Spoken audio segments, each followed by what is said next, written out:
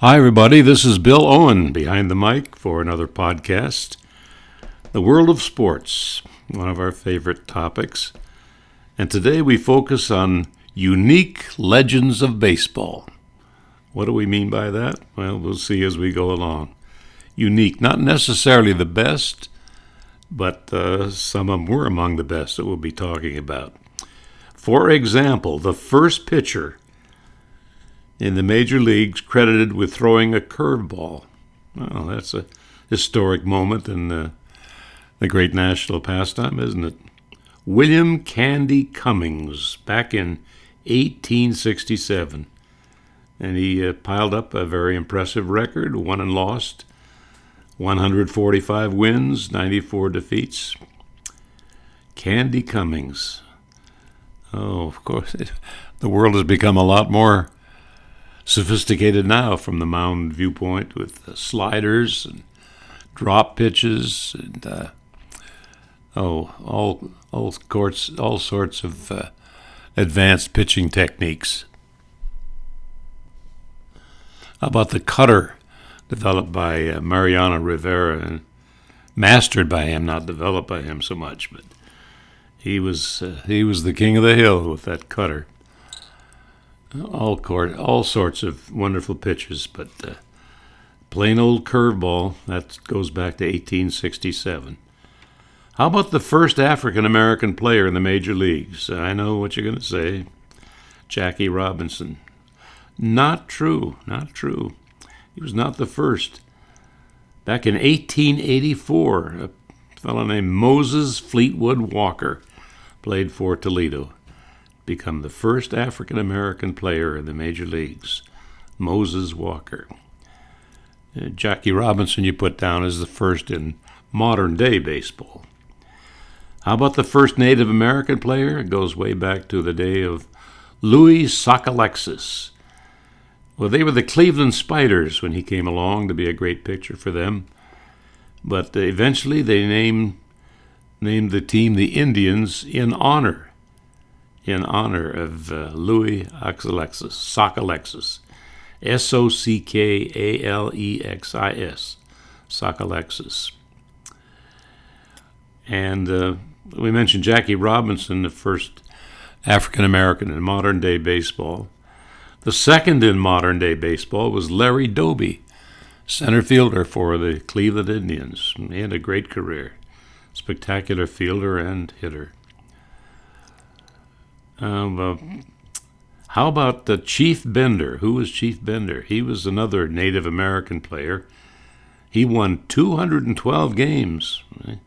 No slouch in his career, and he pitched, listen to this, 3 complete games in a World Series.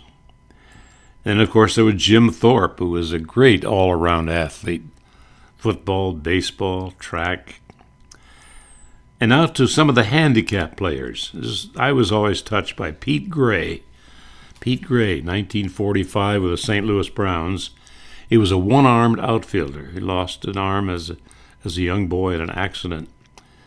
And he developed a technique of being able to field very quickly by using his one good arm, by tucking the mitt in his armpit, actually, and throwing the ball in. He lost very little time. He was a great outfielder, a great base stealer. Played for the Memphis Chicks before making it to the majors with the St. Louis Browns. He was a marvelous player, Pete Gray. Another one-arm player came along later, Jim Abbott. He actually threw a no-hitter. What an accomplishment that was. And Bert Shepard, you know that name? He was a World War II hero, lost a leg as a pilot during the war. Came back afterwards, and with that missing leg, he still managed to hurl Major League Baseball. And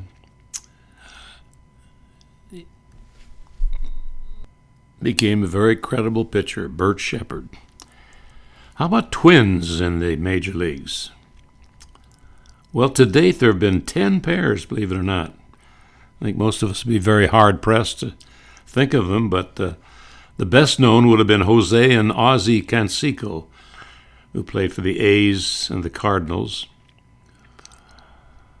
Jose with the A's, and the Rangers, the Devil Rays, now the Rays, the Yankees, the White Sox. And Jose wound up with a total of 462 home runs, putting him way up there with the leaders, all-time leaders. Another pair, I remember them, with the Pirates, Eddie and Johnny O'Brien, twins. And Johnny played with the Pirates and the Cardinals, Eddie only with the Pittsburgh Pirates. Now one of the most fabulous ones of all, Mordechi Brown. My dad used to tell me about him. He pitched in the major leagues from 1903 to 1916. And he started out with the St. Louis Cardinals, but most of his career was with the Cubs. And why is he so unique with his record of 239 wins and 130 losses? Because he was three-fingered Brown. Seems as a youth he was in an accident with farm machinery, and he lost parts of two fingers on his pitching hand, which was his right. And because of that injury, he had a successful career. His ball had a very late-breaking curve, exceptional curveball. And he was really hard to hit because of that accident to his hand. Three-fingered Mordechi Brown. Oh, we're talking about unique major league players.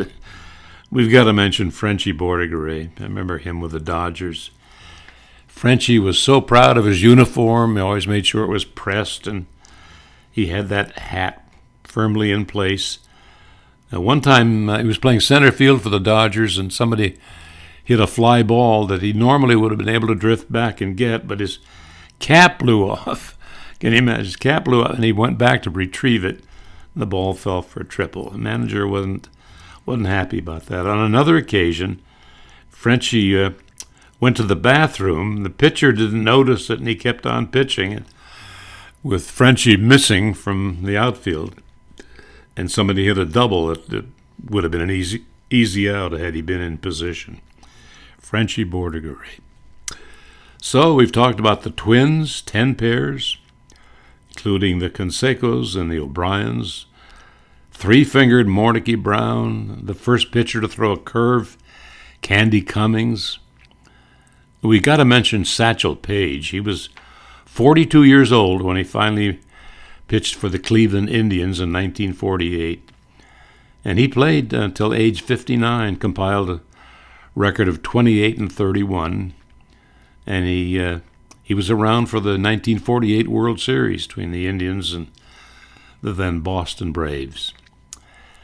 We mentioned Louis Sockalexis, the first Native American player, and I guess the big lesson of this podcast about the unique legends of baseball was that Jackie Robinson was not the first African American player in the majors, but Moses Fleetwood Walker predated him with Toledo back in 1884.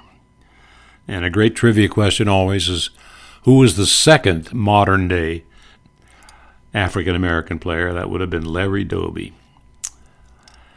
Well, there you have it, unique legends of baseball. Some really interesting memories, I think. Baseball just lends itself to things like this more than any other sport. It's something we can dissect and talk about. You know, you think about the other major sports, you don't so much think about a specific moment. Maybe occasionally when a basket was made or a touchdown was scored. But baseball, we have all these moments when somebody bunted or made a great catch or hit a home run. And baseball still is America's national pastime. This is Bill Owen signing off another podcast. Hope you enjoyed it.